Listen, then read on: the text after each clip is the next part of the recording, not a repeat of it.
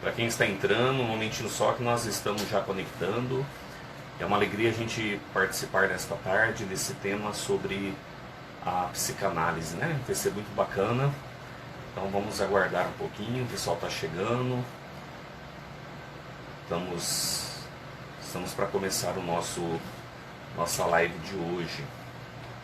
Com certeza é um assunto muito bacana da gente trabalhar, vai ser muito legal trabalhar esse tema da psicanálise, que a psicanálise é justamente uma perspectiva sobre como lidarmos com o inconsciente, que também é uma linguagem. Então, à medida que a gente vai conhecendo mais sobre nós mesmos, sobre a nossa vida, sobre a nossa forma de pensar, nós vamos encontrando aí mais significado, mais sentido da nossa vida. Vamos aguardar mais um pouquinho. Deixa eu ver se o Pedro já está entrando aqui, que é o nosso convidado de hoje.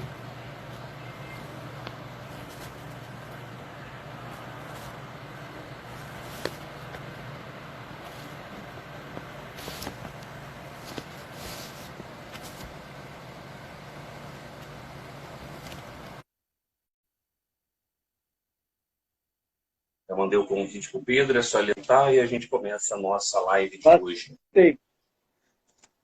Boa tarde, Pedro, tudo bem? Boa tarde, Jesus, tudo bem? E Graças a aí? Deus. Tudo na santa paz. Isso é muito bom. E a gente já Vamos está bater. entrando aqui, já tem um pessoal que também está conectando já tudo nas boas-vindas, o pessoal que está conectando, né? Ah, E eu falava para o pessoal sobre a psicanálise, né? Eu digo assim, a psicanálise foi uma nova forma de enxergar o ser humano através dessa linguagem que Freud descobre, que é o inconsciente, né? sim. Foi um E, processo moroso até chegar a essa condição, né? sim, sim, Ele era um estudioso e, além dos seus problemas familiares, como neurologista que era, ele tinha uma preocupação de entender aquilo que vivenciava na época, que era a loucura, né? sim, sim, Era tratado com eletrochoques, uma série de lobotomia, uma série de outros procedimentos que praticamente o sujeito vegetava. sim, sim, E em função disso, ele começa a trabalhar através de pesquisas, de conhecimento até então da época, até chegar a esse conhecimento do inconsciente, né? sim, sim. É uma coisa interessante que eu estava pensando aqui, né, antes de começar a live. Eu digo assim, como que o estudo da psicanálise colaborou assim para que as pessoas vivessem com mais qualidade, com mais vida, né? Porque a própria teoria do Freud trabalha esse princípio de eros, que é vida, e thanatos, que é morte, né? Então, a contribuição que a psicanálise trouxe para que a pessoa, através do desdobramento, do mergulho em si mesma, pudesse assim, encontrar maior sentido para a sua vida, né? É verdade. O objetivo, na verdade, era isso, dar uma vida melhor ao sujeito. Sim, A sim, partir de um princípio que era o conhecimento de si, né? Aquilo que ele sim, chamava de eu, né? A esse mergulho, tentando entender os dois lados, do animal humano e do animal socializado. Essa sim, era a sim. grande questão. É por isso que ele se fixou no desejo, né? Na vontade, para Sim, poder entender que mecanismo é esse que gerava uma tal pulsão, né? Que são as suas teorias, a teoria da pulsão, e que levava o sujeito, muitas vezes de forma impensada, naquele milionésimos de segundos, a tomar atitudes muitas vezes impensadas. E a partir de então ele começa a trabalhar todo esse questionamento. Não sim, só na questão consciente, mas também a questão dos sonhos, que foi uma sim, janela para que ele pudesse enxergar esse outro mecanismo do qual nós somos constituídos, né, regido pelo parasimpático. sim.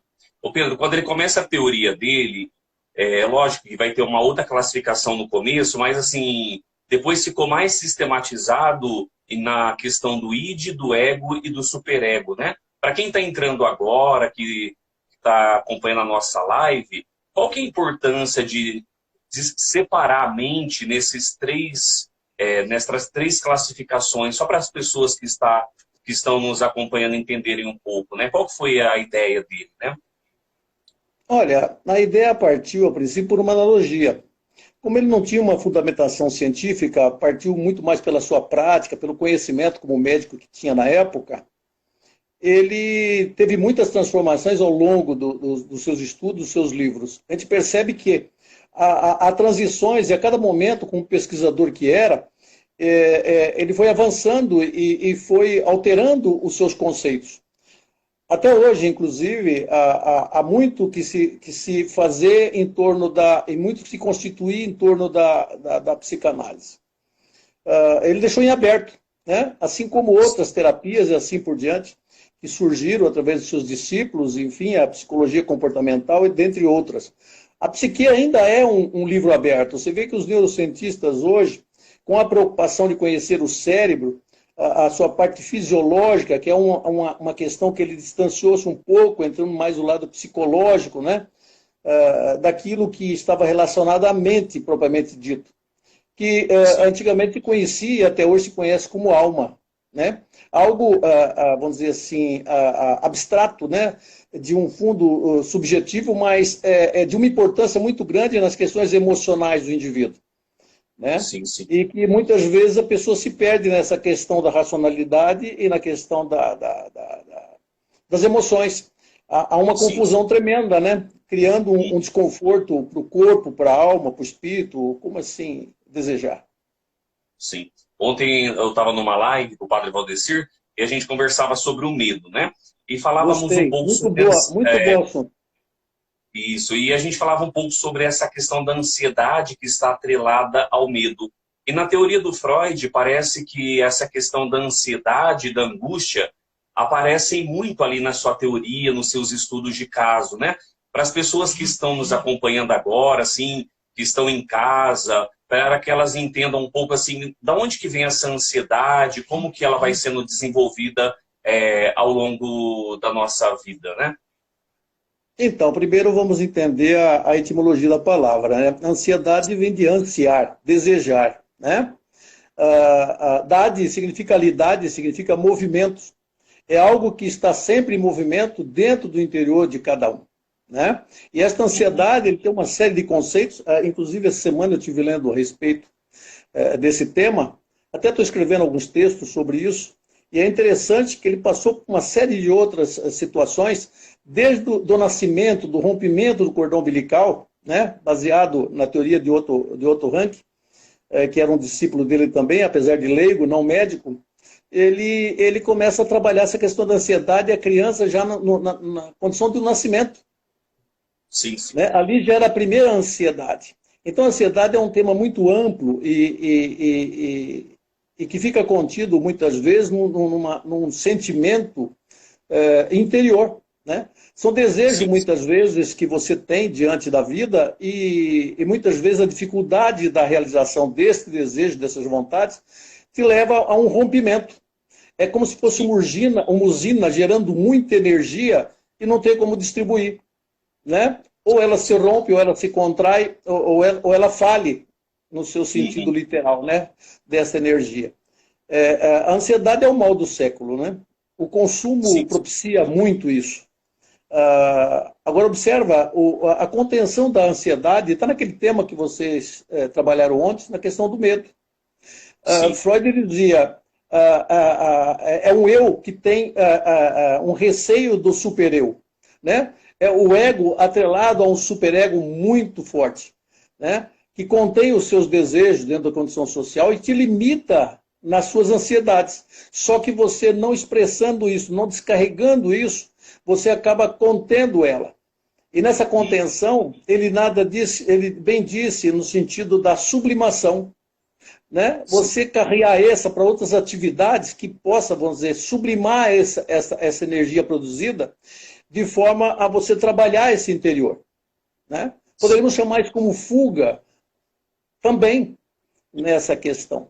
Então, a ansiedade é um tema muito complexo e, ao mesmo tempo, ainda passível de muito estudo, atrelado a muitos sintomas. Passou, inclusive, pela ideia, inclusive está estabelecido que a ansiedade está ligada à castração, à repressão. né? Se não fosse esse limite da repressão, o que seria dos nossos desejos, nossas vontades? Nós agiríamos apenas pelo instinto, né? Pela pulsão de buscar alguma coisa no sentido da satisfação pessoal desse ser que está aqui contido dentro de nós. Né? Não é a contenção, são filtros que nós precisamos entender que nem tudo aquilo que nós desejamos poderemos ter. Nem tudo aquilo que nos apraz, né, é passível de ter e de conquistar e assim por diante. Existe sempre o outro, e o outro também é refém dos seus desejos. Sim, né? sim. Esse equilíbrio que deve ser mantido, cada um dentro das suas divisas, e controlar esse instinto, essa pulsão do desejo. Né? Esse desejo que vem do primitivo, na ânsia de conquistar aquilo que é do outro e o outro, sem respeitar os limites do qual ele vive. Assim nós devemos sempre trabalhar esse equilíbrio da ansiedade. Né? Nada melhor Pedro, do que o sonho. Na questão, então, do superego como aquele que nos regula, vamos dizer assim, ontem a gente falava muito sobre o medo que as pessoas estão vivendo neste momento da pandemia, esta ansiedade. No caso, o superego como aquele que nos regula, ele também tem uma certa colaboração nesse sentido para também nos proteger em meio a essa ansiedade que vai surgindo diante de um universo, por exemplo, político e econômico tão instável ou não? O superego, na verdade, é a nossa polícia interior. Sim. Né? É aquilo que nos faz ser sociável. Sim. Diante da vida que a gente está constituído. Agora, o medo muitas vezes está atrelado à questão da sobrevivência. Tema ontem dito por vocês, você e o Valdeci naquela live. E realmente é isso, o medo é necessário. Porque o medo nos faz a criar uma reflexão diante da minha vida. E todo mundo tem o desejo de viver. Né?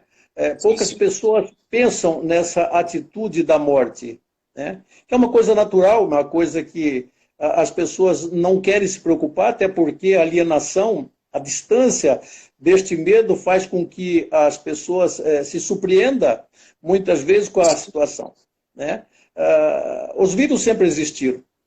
A fragilidade humana diante desses vírus sempre foi notória. Agora, nós produzimos os nossos próprios inimigos. O nosso comportamento, a nossa vida, nosso meio ambiente, a forma com que nós vivemos, não nos preocupando com a nossa vida, com a nossa higiene, enfim. Além de tudo, as culturas, a multiplicidade de países, cada um dentro da sua cultura tem o seu comportamento, enfim, isso gera toda essa questão. Né?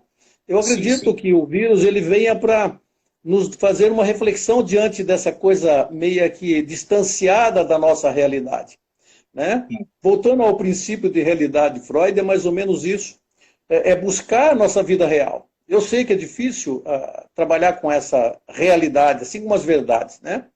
Mas nós fomos, nos últimos tempos, nos constituindo e nos amparando em mentiras, em falácias, utopias e fantasias, né? Coisas que ainda na infância nós não conseguimos ainda nos desprender. Somos adultos infantilizados. Né? Essa maturidade, talvez, o sofrimento, que é o burilamento desta pedra bruta, do qual nós somos constituídos, talvez saiamos melhor dessa crise. Eu acredito nisso. Talvez mais humanos, vamos dizer assim. É por isso que eu perguntava sobre essa questão do superego, se nesse momento, e o superego como o superjuiz ou a polícia interior que você diz, tanto está ligado à questão de cobrar, de nos colocar no eixo, mas eu acho que ele também possui um lado também de nos proteger, né? Que às vezes se há uma certa cobrança, é no sentido também de proteger, talvez do desespero de uma situação que aconteça, né?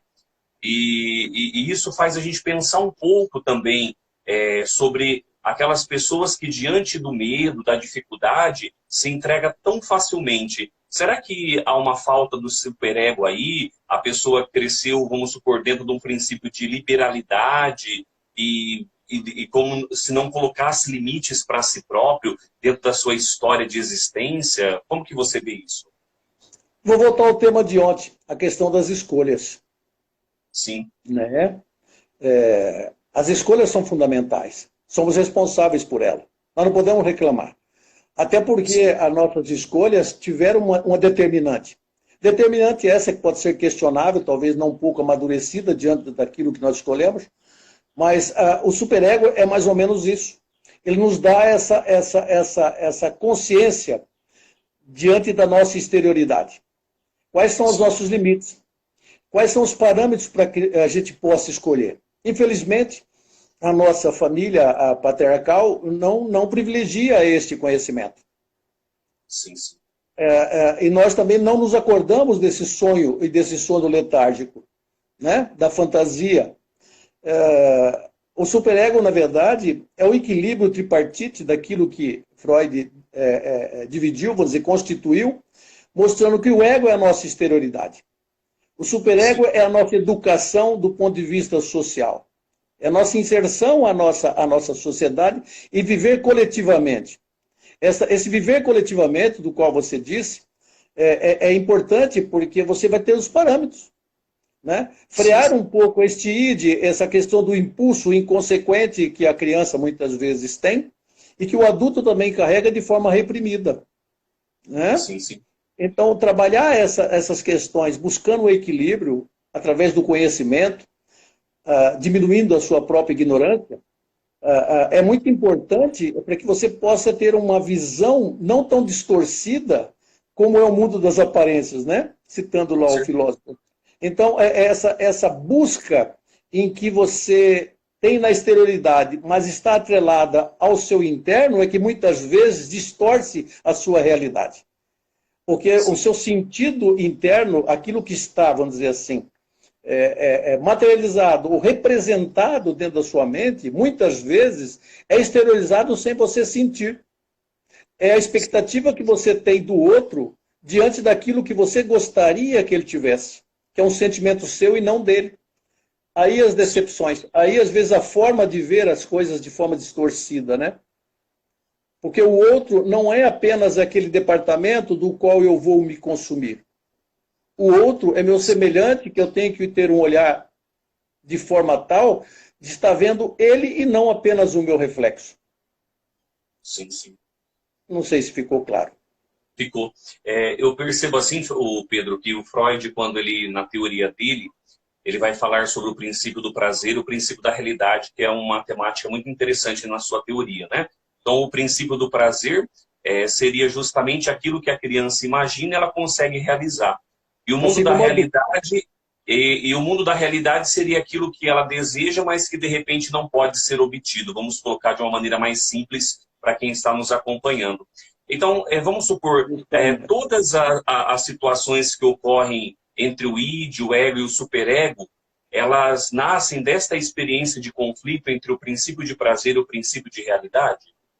São dois parâmetros. Uhum. São dois parâmetros existentes, dentre outros parâmetros existentes. Mas não podemos esquecer que a nossa mente é constituída de um sistema binário. A gente vive uma dicotomia entre eu sou e eu não sou, ou entre o verde e o amarelo e assim por diante. A gente tem uns parâmetros para que a gente possa se nortear. Então, quando ele busca esses princípios, é tentar mostrar que nem tudo aquilo que você deseja é passível de você ter ou de você conquistar. Mas o prazer te leva a uma êxtase, de uma satisfação interior que só dentro de cada um possa mensurar. E o princípio de realidade te dá a constituição da qual você está inserido. A família, a sociedade, o ambiente que você frequenta, o município que você vive, o país que você vive e assim por diante. Sim. Então, esse princípio é que te norteia a ser um cidadão, de bem ou não. Ele está falando aí, na verdade, da questão sociológica também. Né? Não podemos esquecer isso. Ele estava criando parâmetros para que pudesse situar o indivíduo dentro de um contexto maior daquilo que ele vivia na sua exterioridade e dentro daquilo que ele desconhecia da sua interioridade. Esse era o equilíbrio. Né? Até porque, observa que, poderíamos dizer, o princípio também do desprazer e o princípio de realidade são outro parâmetro também que as pessoas vivenciam, muitas vezes, buscando o próprio desprazer de uma forma prazerosa. né? É Sim, dentro sim. desse contexto. A Michele está fazendo uma pergunta para você, a Michele Pacelli. Ela está Ah. perguntando assim, Pedro, como que o confinamento e o isolamento afeta o nosso psicológico? Ah, desculpa, repete para mim que eu estou vendo. Que livro você indica? Agora que eu li aqui, o pessoal está Sim, participando, eu fico falando e fico disperso. Repete, por favor, a pergunta da Michelle. como o confinamento, isolamento afeta o nosso psicológico? Olha, depende da condição em que nós vivenciamos nosso dia a dia. Eu, por exemplo, vivo o isolamento através dos meus livros, eu vivo aqui num mundo que não tem limites. Eu vivencio todo o prazer das minhas leituras, do meu conhecimento, como se fosse uma criança diante de um brinquedo novo. Então, observa, eu diria o seguinte: quando a pessoa não suporta sua própria solidão, é porque ela está distanciando da sua própria realidade. Sim, Vivenciar esta realidade do dia a dia é se aperceber de valores pequenos que complementa esse dia a dia da nossa vida. O confinamento é apenas uma palavra que nos leva a uma condição, imposta ou de escolha ou não, mas necessariamente ela pode ser suprida com outros prazeres, né? uhum, Prazeres pequenos, muitas vezes, ou se aperceber daquilo que nós não nos apercebemos. Por exemplo, sair no quintal e verificar ali que existe uma planta da qual você nunca viu ela florir. E naquele dia ela está ali florindo. As pessoas vivem muitas vezes, ao mesmo tempo, tropeçando no seu próprios pés, assim como cegas diante da sua própria realidade. Tal é a fantasia, tal é a alienação em relação à sua realidade que ela busca na sua catexia, ou seja, naquilo que ela imagina como tal, nos seus desejos contidos, uma perfeição do qual nós não estamos inseridos. sim, sim. Então era esse estar consigo mesmo, né? Estar, eu digo assim, os É filósofos bem, trabalhavam muito isso, estar assim em plena harmonia com a própria alma. Voltamos ao assunto da alma, né? A solidão da sim, alma. Para eles não era solidão no sentido de não ser notado, mas era aquela ideia que Agostinho trabalha no solilóquio, estar somente eu com eu mesmo. Olha que interessante. importantíssimo. Você vê que A a coisa é tão experiência de interessante. você, de fato, se perceber, de você perceber que você é uma vida que está no mundo, né? Ontem mesmo a gente estava conversando na live e a gente falava um pouco assim sobre os efeitos negativos de tanta informação que são divulgados nos jornais e muitas vezes a gente acredita nessas notícias e depois a gente descobre que aquilo é uma fake news. E aí, de repente, a gente acreditou em algo que era irreal, inexistente, né?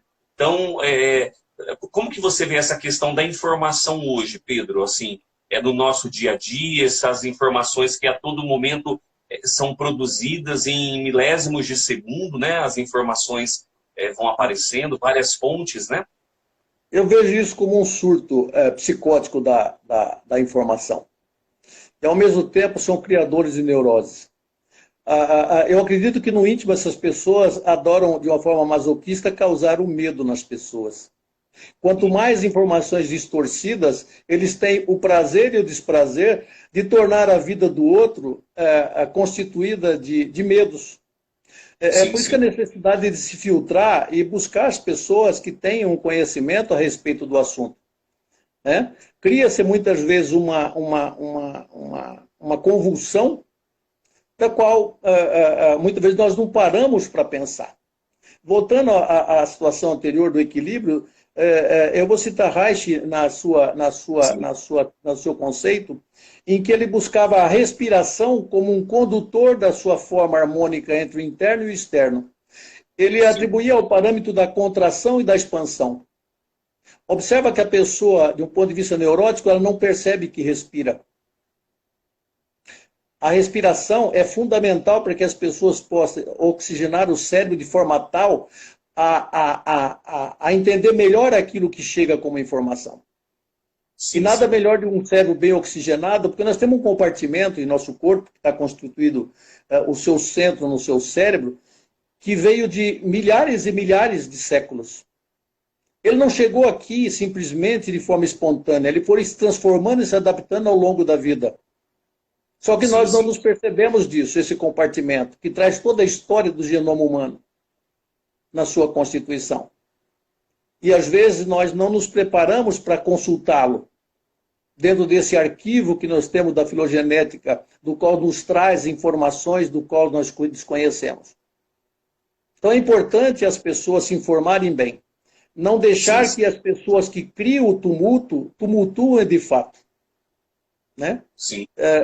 O equilíbrio necessário nesse momento é o que faz a grande diferença. A obediência, a hierarquia, o respeito à autoridade e assim por diante. Exemplo, o Japão. O Japão nos dá lições e mais lições a respeito desse equilíbrio social. Né? Isso me faz lembrar muito aquele livro do Bert Hellinger, que ele fala sobre as constelações sistêmicas. Ele fala sobre a ordem, o respeito, o amor e a liberdade e tantas outros princípios, né? E a percepção do outro, né? É interessante a gente falar sobre isso, Pedro, esses pontos que você está elencando, e ver uns insights aqui agora. Por exemplo, se a gente pega toda uma teoria de Platão, de Sócrates, de Aristóteles, observa que eles propunham, por meio da ética, um sistema do qual houvesse uma convivência coletiva entre as pessoas dentro do parâmetro do respeito. Se a gente pega a psicanálise, por exemplo, qual que é o intuito da psicanálise? Como a gente falava no começo, o intuito de levar a pessoa a viver a vida, né?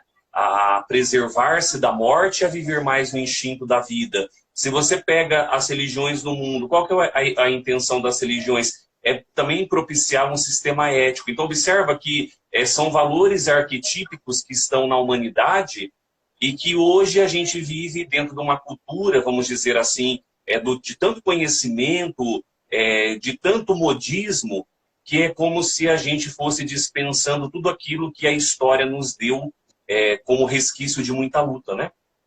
E esse é o grande erro, não? Porque se nós sobrevivemos até aqui foi em função das nossas experiências. A esse rito de passagem que os nossos avós, bisavós e pais, enfim, como pais hoje, passamos para os nossos filhos. Mas nos parece que nós estamos fracassando, né?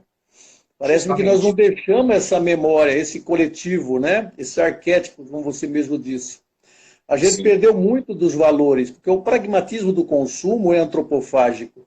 A gente se destrói, autodestrói, sem se perceber que está se autodestruindo. Né? A maneira da vida tentando mostrar uma ostentação, e essa ostentação é fugaz, ela é limitada, gera inveja, preocupação e desordem. E as pessoas não têm essa preservação da família, essa coisa sagrada que nós chamamos família. Perdemos a ordem do sagrado. Né? Precisamos resgatar os mitos, os símbolos, os seus significados a todo instante. E a família é um meio para se buscar isso. Né? Mas não simplesmente uma convivência desarmônica, criando, na verdade, mais neuróticos do que nós somos.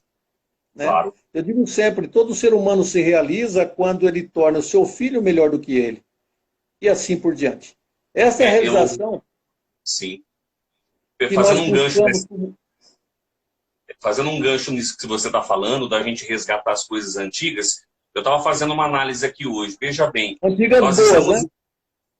nós estamos vivendo essa pandemia aqui nesse tempo atual, né? E onde nós encontramos, no momento atual, uma medicação que realmente está surgindo efeito. Veja, uma medicação que estava lá atrás, que era utilizada justamente ali para malária, né? Era uma medicação antiga.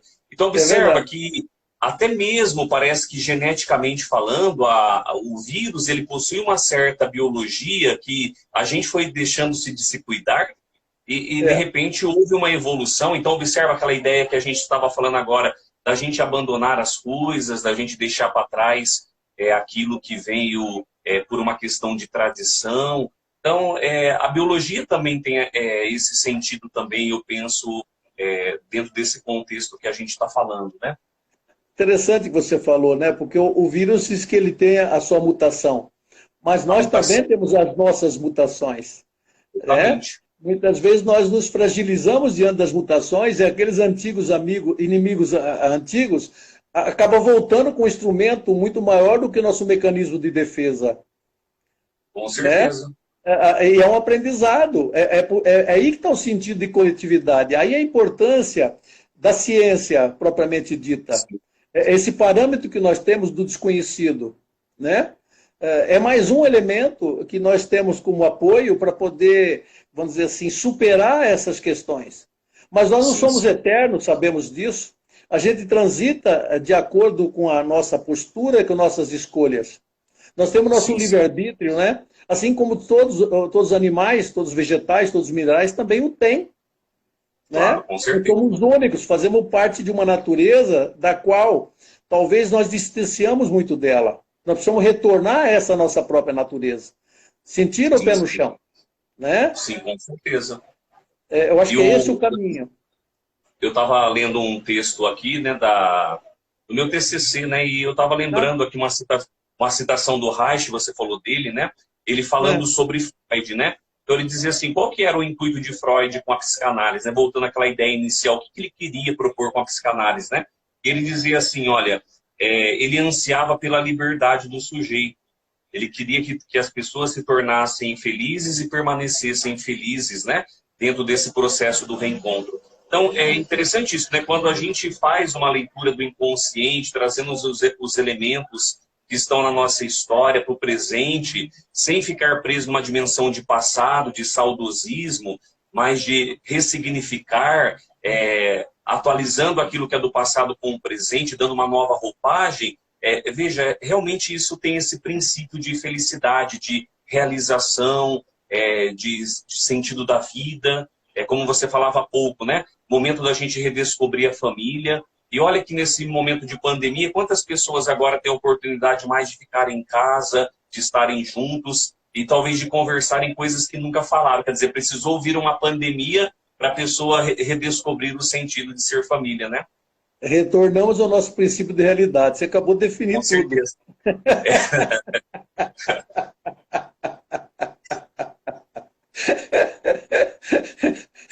Eu acho que isso que é interessante, você vê, a gente trabalha uma conversação, uma ideia, mas existem alguns princípios dos quais nós não temos como fugir, né?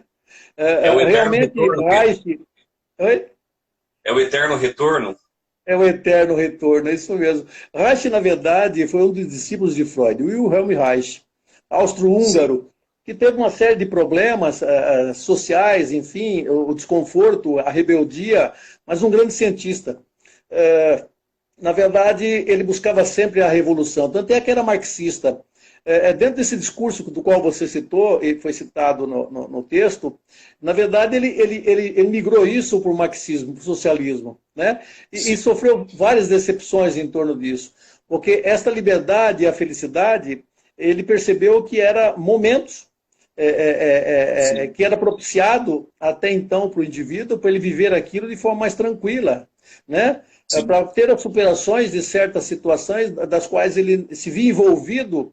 Enfim, ele traduziu muito bem essa questão, porque ele foi buscar na biologia aquilo que Freud falava do soma, do somático, da psique, da mente.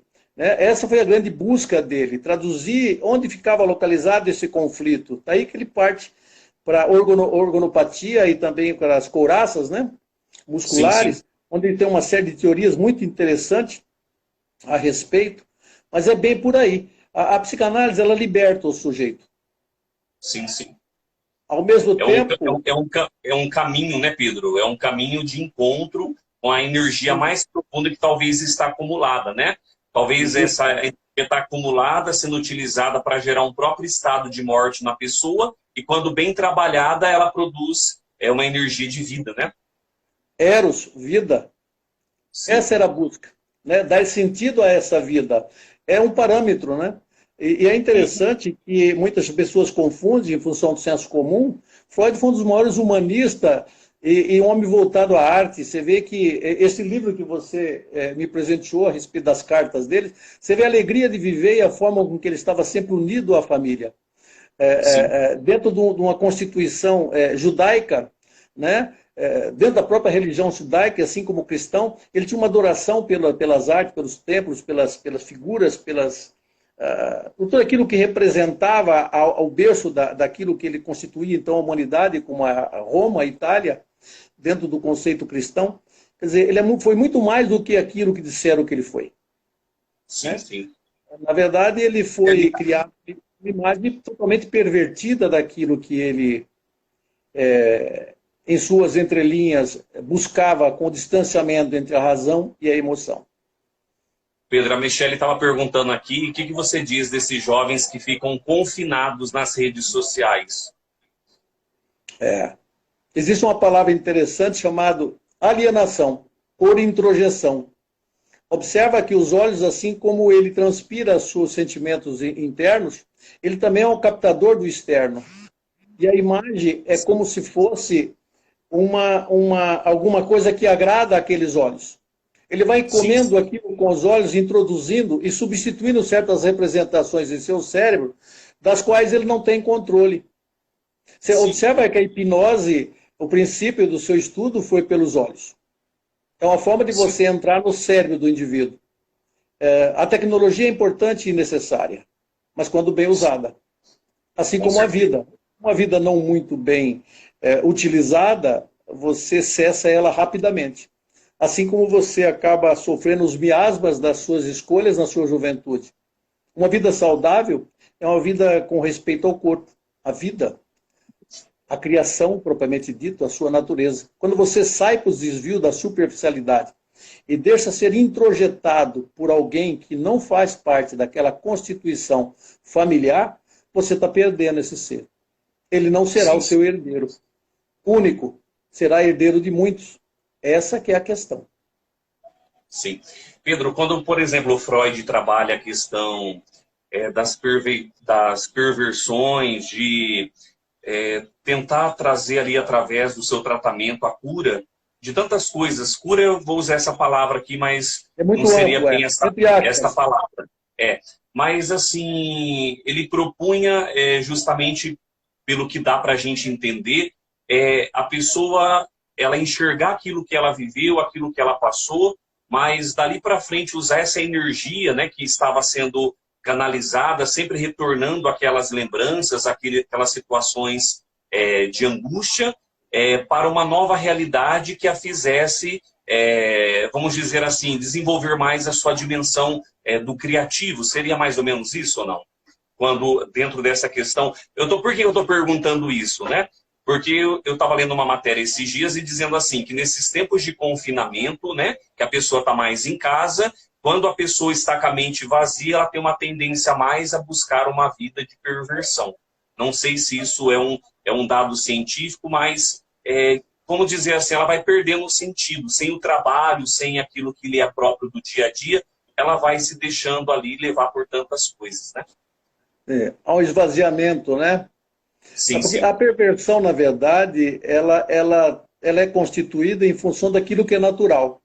Você perverter essa naturalidade, esse é o princípio. Mas observa, eu fazendo este curso sobre neuropsicanálise atualmente, é interessante que eu li sobre os impulsos elétricos. Né? A questão do princípio da inércia. Observa, nós não passamos por isso. Nós sentimos isso, mas na verdade o nosso cérebro ele trabalha de forma contínua. Porque se o nosso cérebro parar de produzir essa eletricidade que nos dá a vida, nós morremos. Sim. O ócio, muitas vezes leva você a banalidades. Muitas vezes por falta de orientação.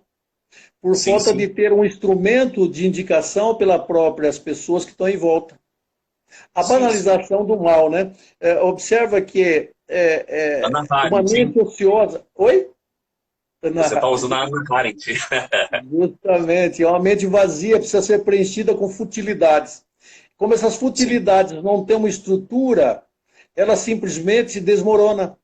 Ela não tem a capacidade de lastro para uma vida. Ela é fugaz, né? Que leva ao suicídio, leva ao desespero, leva ao distanciamento, naquele momento em que há o esvaziamento. Você perde o sentido, ou seja, a sua capacidade de sentir a vida. E muitas vezes levando o sujeito ao suicídio. Esse isolamento pode provocar isso. Eu fiz essa pergunta. Que nos leva. Oi. Eu fiz essa pergunta para você lendo um texto da Rodinesco.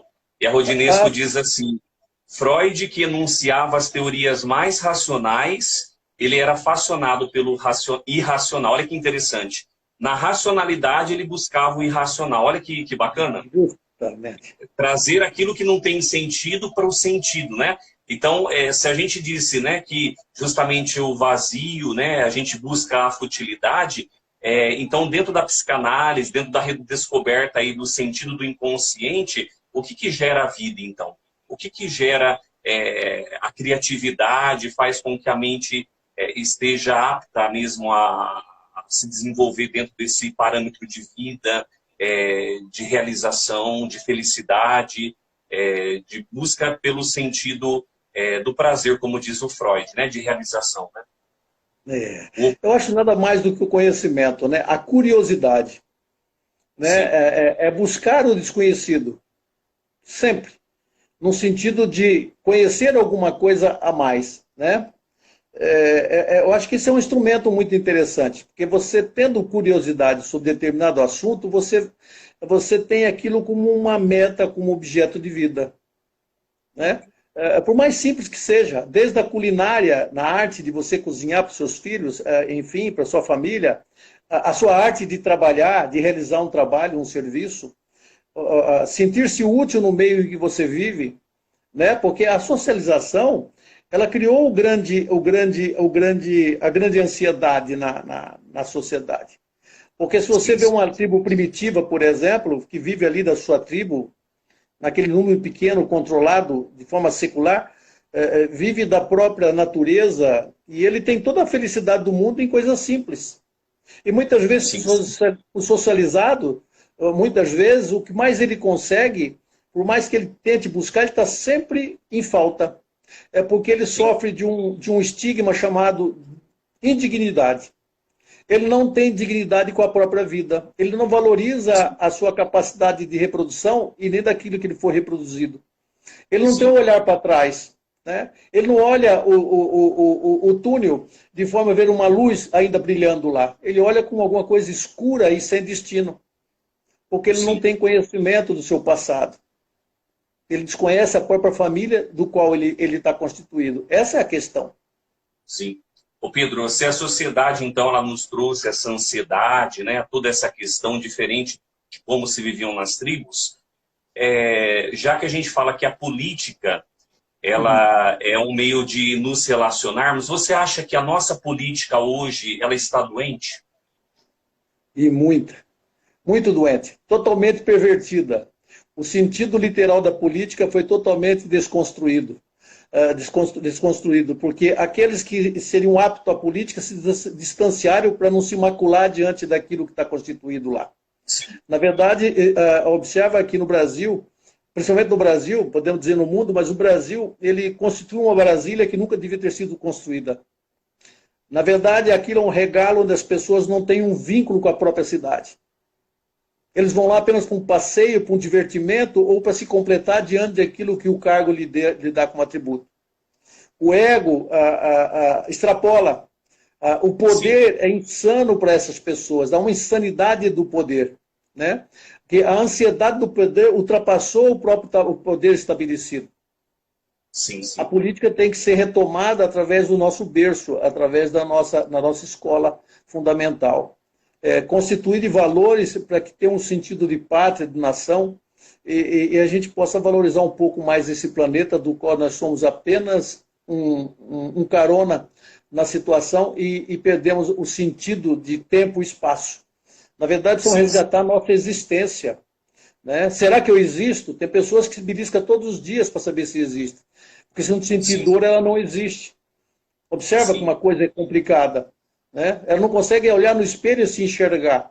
Ela olha apenas por um ponto e nega os demais, porque eu nego a minha existência. A cada vez que eu olho para mim no meu espelho, eu tento mudá-lo porque eu quero negar a minha origem. Eu não aceito meu nariz, eu não aceito minha boca, meu cabelo, minha orelha, porque eu nego a quem do qual eu sou herdeiro. Então, essa insatisfação por indignidade é que nos leva à questão do merecimento. Né? Merecemos sempre o pior. Talvez isso é o que está passando hoje a política brasileira, de escolhermos os piores para que possam nos representar. E de forma masoquista ficar reclamando o tempo todo. Sim, sim. Isso é Essa é a verdade. questão. Ô Pedro, se na época de Freud o grande desafio da psicanálise foi a repressão que as pessoas viviam, hoje qual seria aí a grande preocupação da psicanálise nos nossos tempos atuais? Você Olha, classificaria? eu acho que a preocupação maior é tornar o indivíduo cada vez melhor. Primeiro para ele, para com ele, e depois para com os outros. Porque esse sentido que nós trazemos da psique, aquela herança do qual nós somos constituídos, se a gente puder criar uma reflexão de forma racional, a nos moldar no meio em que nós vivemos, que é o grande trabalho dos núcleos familiares, essa constituição psicanalítica, ela vai ser de muita importância com as outras ciências que estão ali juntas, possa se somar amanhã e tornar essa família mais consciente, essa sociedade mais consciente. Sim, sim. Né? A idade da razão. Com certeza. É esse desenvolvimento e também era realmente o princípio que Freud trabalhava, né? Quando a gente vê na interpretação dos sonhos, né, sua obra primária ali, ele tenta ajudar as pessoas através dos signos, né, a descobrir ali o sentido daquilo. Parece que a psicanálise tem um pouco disso, né? Ajudar a dar sentido à vida da pessoa para que ela possa realmente se tornar um ser humano instintual mais próximo da realidade possível, né? Então, você vê que ele diz da psicoanálise. Análise no Sim. sentido que você faz uma análise daquilo que está constituído a sua psique. Sim. Né? Onde está constituído aquele sentimento do qual você traz. Né? Sim, sim. Então, esse é o parâmetro, vamos dizer assim. Sim, sim. Porque não adianta você ser livre, exteriormente falando, e ser prisioneiro do seu próprio eu. Com certeza. E, Pedro, se você tivesse que classificar assim, qual foi a maior contribuição da psicanálise para a humanidade, estaria em que sentido? Você acha que foi na descoberta do inconsciente ou você acredita que seja na parte desse desenvolvimento? Porque enquanto descoberta do inconsciente, a gente tem a descoberta de uma linguagem, né? Porque o inconsciente é uma linguagem, mas também ela causou assim uma transformação na sociedade, uma nova forma de interpretar o ser humano. Você acha que foi mais no sentido da linguagem ou mesmo na questão da resolução ali? Porque já tinha psicologia, vamos dizer assim, né? Já tinha métodos de psicologia que interpretavam o ser humano. Mas eu digo assim, a grande sacada da psicanálise foi a descoberta do inconsciente, essa linguagem, né? Mas o que Eu você acho vê que assim? o marco que eu vejo na psicanálise, Jesus, foi a forma racional de enxergar o outro. Sim, Todo o processo do qual estava constituído o tratamento das loucuras era um processo experimental que mutilava as pessoas. Através da linguagem, através da dialética, através do conhecimento, foram se constituindo e foram aceitando aqueles chamados loucos. Né? A questão da anormalidade, entre aspas. Muito daquilo que ocorria na época, que era uma coisa sofrida, o próprio isolamento, às vezes o próprio depósito de pessoas em lugares terríveis, de uma questão de higiene lamentável, Freud veio trazer uma roupagem nova à psiquiatria, à psicologia e à própria psicanálise. Aí talvez a sua maior contribuição, né? E que até hoje ainda tem esse processo no sentido agora com a neurociência, dentro daquilo que busca na sua fisiologia, muitos parâmetros e muitas daquelas teorias em que ele se baseava de forma muitas vezes intuitiva, estão sendo respondidas, vamos dizer assim, não na sua totalidade, mas dentro daquele pensamento em que ele tinha como constituição da mente humana. Né? sim, sim, sim. A neuropsicanálise está trabalhando bastante isso, né? Está Bastante. conseguindo hoje provar, né, muitas coisas que Freud ele já estudava, né? É a bola De da vez maneira. do futuro. Sim, sim. Observa que ainda o cérebro é uma grande galáxia. Nós estamos ainda adentrando com um periscópio muito pequeno. Né? Sim. Enxergar todas essas partes. Mas já tem um grande avanço, já temos um grande avanço, teremos um grande avanço no futuro para essas questões ainda que emperram a evolução e o sentido do outro, e o sentido da vida propriamente dito. Sim. Ô Pedro, para quem está nos assistindo e que não sabe a diferença entre psicanálise e a própria psicologia, no que você acha que esses ramos do estudo da mente Importante. eles se diferenciam? Importante. Eu vou dizer as três da psiquiatria. A psiquiatria, ela trabalha a questão da fisiologia humana. O tratamento, através também da dialética, quando se baseia na teoria freudiana, ele se baseia na farmacologia, né? Sim. Baixando a capacidade elétrica do cérebro ou colocando uma condição, vamos dizer, de marcha lenta, para que as energias não sejam produzidas de forma tão excitada ou de forma descontrolada. A psicologia trabalha a questão comportamental. Além das experiências feitas no passado, ainda nessa questão, é muito amplo ainda no mercado e no trabalho a questão do psicólogo e da psicologia. É um estudo interessante. A psicoanálise, na verdade, ela trabalha a mente humana.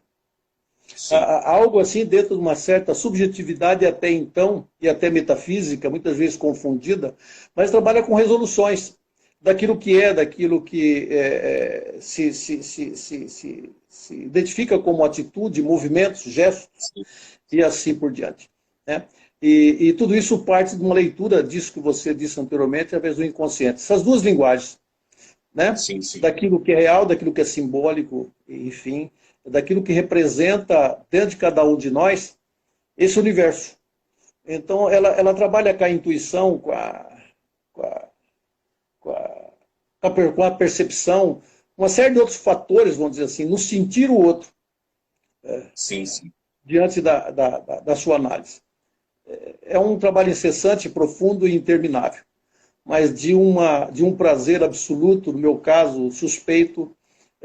Eu vivencio isso todos os dias, relendo Sim, e lendo coisas novas a respeito, e, enfim, com o objetivo de vida. Realmente o conhecimento ele é libertador, né, Pedro? À medida que a Sim, gente vai se aprofundando, sim. mesmo você Quando lendo ele o é mesmo livro, a lastreado, cada dia você tem uma visão, quando ele né? é lastreado, viu, Jesus? Eu digo, o conhecimento é muito importante quando ele é lastreado, em que Sim, você busque nas suas fontes livros que tenha conteúdo, não de claro. forma especulativa ou de forma distorcida. E muito mais importante que isso é o seu senso crítico diante da leitura. Assim, Sim, diante das opiniões, diante das ideias, diante do pensamento. Passar pelo balizamento daquilo que você é constituído, dentro dos seus filtros de valores. Isso é importantíssimo, sim. entendeu? Hoje tem muito livro fake news, né, Pedro? Nossa! O cara escreve 500 páginas, sendo que 2 páginas define tudo aquilo que ele poderia ter escrito em 2 páginas, vai 500. É o meu problema na minha escrita. Eu sou muito sintético, porque tento explicar tudo de uma forma única e é interessante que essa contradição, como analista que sou, quando eu estou diante do outro, eu tenho um processo também de transformação. Eu preciso mudar esse olhar, de olhar mais profundo, de forma mais moroso, um olhar do antropólogo, vamos dizer assim, do arqueólogo propriamente Sim, dito, sim. né? Sim, sim. Onde a pressa não deve existir. A escuta tem que ser aprimorada, os ruídos, o vento, o som, o cheiro, tudo isso tem que ser muito, muito, muito bem elaborado. Sim. Ô Pedro, a gente já está quase no final da nossa live. Fala um pouquinho Já? sobre o seu trabalho da pós-graduação que você fez, na questão do Freud, que você trabalhou na faculdade lá na Uniara, Ah, seu sim. Na TCC. verdade, ela me propiciou a um questionamento que há muito tempo eu tinha a respeito do recalque e repressão. Que, em função Sim, das tradições a que passou, muito das obras de Freud, elas tiveram uma série de distorções nesse sim, sim. sentido. Confundia-se muito recalque com repressão e assim por diante. E meu trabalho foi justamente para dirimir isso, colocar as duas situações de forma bem distinta. A repressão a nível da consciência e o recalque a nível do inconsciente, Olha né? que E que nem tudo interessante. aquilo que é recalcado, ele pode ser, tudo aquilo que é reprimido ou enfim, essa repressão, essa contenção possa se situar na questão do recalque. O recalque, na Sim, sim. verdade, ele é uma questão antropológica. é inerente àquilo que ele chamava de inconsciente arcaico. Sim, sim. Ou naquilo que Jung busca no seu self.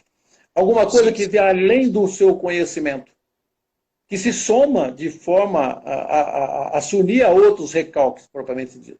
E a repressão é aquilo que está constituído dentro das normas, das leis, das proibições, assim por diante. Uhum. Então, esta foi a ideia principal em que eu fui buscar nesse trabalho, essa definição. Que Sim, foi é muito porque interessante. hoje em dia a questão do recalque, inclusive tem alguns memes na internet, né? Recalque é algo que você guardou, que você está remoendo, alguma coisa que... Então a coisa também não é tão superficial assim também como Não, é não, a é muito mídia. profunda. Esse recalque, muitas vezes, num tropeção que alguém dá no seu pé, um pisão, você acaba resgatando situações de representação tão profunda que te leva a ir até o ataque ao outro e assim por diante. E às vezes você, diante dessa pulsão, não entendeu por que que você fez isso. Então, Sim, quando você diz dentro da fala freudiana, tornar-se o inconsciente consciente, é justamente trazer à tona parâmetros de equidade e de atitude em relação aos seus impulsos inconscientes, aos sim, seus sim. guardados, que muitas vezes pode ser não ser só seus, mas Olha que ser de tudo interessante. aquilo que você traz dentro do seu genoma, de todos os seus antepassados, que estão sendo, vão ser diluídos e resolvidos dentro de uma resolução futura, que é a sua existência, assim como a existência Sim, dos sim. outros que virão. Você percebeu Olha que que é um bacana. eco, somos muitos dentro dessa unidade. Exatamente. Quando nós É temos essa realmente uma... consciência, a gente expande mais esse universo do conhecimento. Justamente. Pedro, a gente está chegando no final da nossa live, faltam alguns minutinhos. Qual que é a mensagem que você deixa para o pessoal que está nos assistindo sobre a psicanálise? É uma mensagem assim que, nesse momento de pânico, as pessoas vivem. O que você diria para essas pessoas que nos acompanham? Calma, muita leitura. Busque a curiosidade para poder despertar em você alguma coisa que tenha valor de fato, e não aquilo que você imagina que seria. Sim, Um sim. abraço. Espero ter colaborado com Foi você. Eu ótimo, Pedro. achei que fosse muito mais difícil, mas eu venci minha timidez. Eu Um falo assim, o abraço. tempo voa, né? A live faz o tempo voar, né? É por isso que nossas conversas demoram de 3 a 4 horas. Às vezes não termina tudo que precisamos Verdade. conversar. É O tempo é verdade. apenas um detalhe. Um Com abraço. certeza. Tudo de bom para você. Boa Parabéns pela tarde. sua Parabéns pelo seu iniciativa. aniversário, Pedro. Obrigado. Muito obrigado. Um Tchau. abraço. Um Tchau. abraço. Tchau, tchau, tchau.